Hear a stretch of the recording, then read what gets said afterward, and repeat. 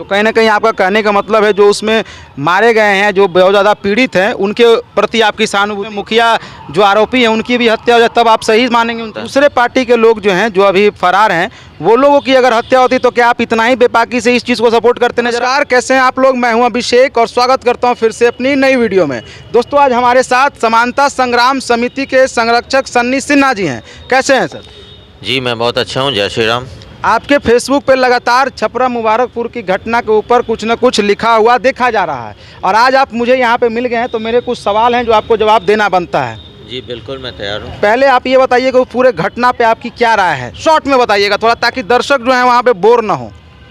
इस घटना पे मेरी यही राय है कि हत्या बहुत निर्ममता से हुई है और पुलिस प्रशासन अभी तक कोई उचित कार्रवाई करने में सक्षम नहीं रहा, जिस कारण अपराधियों का पूरे प्रदेश में मनोबल बढ़ रहा है और आए दिन हत्याओं की घटनाओं में बढ़ोतरी हो रही है, राजधानी पटना में भी। बात हो रही थी छपरा मुबारकपुर, आप फिर पटना में आ गए। नहीं, मेरे कहने का मंतव्य है कि अगर एक अपराध को नहीं रोका जाता है तो दूसरे जगह अपराध को बढ़ाने के लिए अपराधियों का मनोबल बढ़ता है। आपको क्या लगता है, अगर आपके मतलब निजी राय लिया जाए, क्योंकि आप एक संस्था चलाते हैं, संरक्षक है उस संगठन का, तो क्या लगता है आपको? आपने पूरी चीज़ों को तो सर्वे जरूर किया होगा, तो क्या लगता है कौन गलत है? देखिए, यहाँ गलती किसकी है ये अलग विषय है। मुख्य विषय है कि ये जो हत्याएं हुई हैं वो पूरी तरीके से अमानवीय है। अगर मरने वाला भी अपराधी था, अगर मान लिया जाए एक बार में, तो उसकी हत्या करने का अधिकार किसी को मिलता नहीं है, वो भी इस निर्ममतापूर्ण तरीके से। इसलिए पुलिस को निष्पक्षता से दोषियों पर उचित कार्रवाई करनी चाहिए। तो कहीं ना कहीं आपका कहने का मतलब है जो उसमें मारे गए हैं, जो बहुत ज़्यादा पीड़ित हैं, उनके प्रति आपकी सहानुभूति है? बिल्कुल है। तो बाकी जो लोग, जो दूसरे पक्ष के जो लोग कह रहे हैं, वो क्या गलत है? मैं उन्हें गलत नहीं कह रहा हूँ, मैं किसी को सही या गलत नहीं ठहरा रहा हूँ, मैं जो हत्या हुई है उसे गलत कह रहा हूँ। तो हत्या जो जिनकी हुई है, आप क्या चाहते हैं कि जो एक और जो उसमें मुखिया जो आरोपी हैं उनकी भी हत्या हो जाए तब आप सही मानेंगे उन चीज़ों को? नहीं, उन्हें कानूनन अपराधी साबित करके कानून के अनुसार उन्हें सज़ा मिलनी चाहिए और यही भारत का संविधान कहता है। संविधान तो मुखिया जी भी जानते होंगे ना, अगर वो गलत हैं हाँ या वो सही है तो भागे हुए क्यों हैं? मुखिया जी हर तरीके से गलत है, इसीलिए वो भागे हुए हैं। उन्हें पता है कि उन्होंने अपराध किया है और इस कारण से वो छुपे फिर रहे हैं। अगर वो निर्दोष होते तो स्वयं प्रशासन के सामने आकर अपनी बात को स्पष्टता से रखते। कहा जाता है कि एक पक्ष की ही दलीलें सब लोग सुन रहे हैं कि ये लोग गए वहाँ और इन लोगों को बंदी बना के मारने लगे, लेकिन दूसरी पहलू भी है। जो लोग कह रहे हैं कि वहाँ मुखिया जी को मारने के लिए ही ये तीनों गए थे, तो आप कैसे बता सकते हैं कि दोनों में के क्या अंतर है? हो सकता है दूसरा वाला बात सही हो। अगर दूसरा वाला बात भी सही था तो आपने जब उन्हें पकड़ लिया था तो पुलिस के हवाले करते ना। नहीं, अपने बचाव में आदमी कुछ भी कर सकता है। अगर आपके पास कुछ भी नहीं हो तो आप लाठी डंडा ढेला से मारते हैं। आप मारने वक्त ये थोड़ी सोचेंगे कि भाई उसको लग जाएगा तो उसका माथा फूट जाएगा। अपने बचाव में कार्य किया हुआ गया है, तो फिर क्या इसको कहेंगे आप?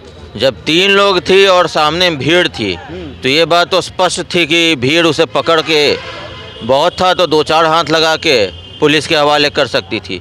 नहीं, भीड़ को आप कंट्रोल नहीं कर सकते हैं। सबसे पहले भीड़ जो होती है, मॉब जो होता है, वो किसी के वश में नहीं होता है। अगर एक बार शुरू हो गया तो कहने के आप एक पक्ष की बात को लेकर चल रहे हैं, दूसरे पक्ष का भी आपको बात जानना होगा।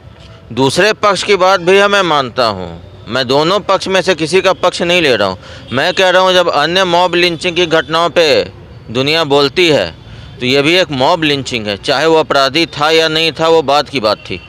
मॉब लिंचिंग को किसी भी परिस्थिति में सही नहीं ठहराया जा सकता। दूसरे पार्टी के लोग जो हैं, जो अभी फरार हैं, वो लोगों की अगर हत्या होती तो क्या आप इतना ही बेबाकी से इस चीज़ को सपोर्ट करते नजर आते? जी बिल्कुल करता। हत्या किसी की भी होती, वो उस तरीके से अमानवीय तरीके से, तो मैं उसका विरोध बिल्कुल करता। मैं नीलम यादव भी की हत्या का भी मैंने विरोध किया है, उससे पहले भी अभी जो पटना में हुई है हत्या, मैं उसका भी विरोध करता हूँ। मेरा स्पष्ट मत है कि इस घटना में अगर कार्रवाई नहीं होती है तो उसके लिए पुलिस दोषी है। पुलिस को निष्पक्षता से कार्रवाई करनी चाहिए, जिससे कि यह मुद्दा भड़के नहीं। जातीय रंग देने की कोशिश बिल्कुल गलत है। ये अपराध हुआ है और अपराधियों को सज़ा मिलनी चाहिए। आपकी संगठन इसके सपोर्ट में या विरोध में क्या करने वाली है आगे? हम लोग पुलिस प्रशासन से मांग करेंगे कि अपराधियों को जल्द से जल्द सज़ा दी जाए और जो सच है वो दुनिया के सामने लाया जाए। अगर वो लोग वास्तव में मारने के इरादे से गए थे तो मुखिया जी ने जब जवाबी कार्रवाई की तो जवाबी कार्रवाई में हाथ पैर तोड़े जा सकते थे, पुलिस में दिया जा सकता था। उस निर्ममता से बांधकर हत्या करना कहीं से भी मानवता के विरुद्ध है। चलिए, ये थे हमारे साथ समानता संग्राम समिति के संरक्षक सन्नी सिन्हा जी। आप इनकी बातों से क्या राय रखते हैं मुझे नीचे कमेंट सेक्शन में ज़रूर बताइएगा। मिलता हूँ एक नई अपडेट के साथ, तब तक के लिए धन्यवाद।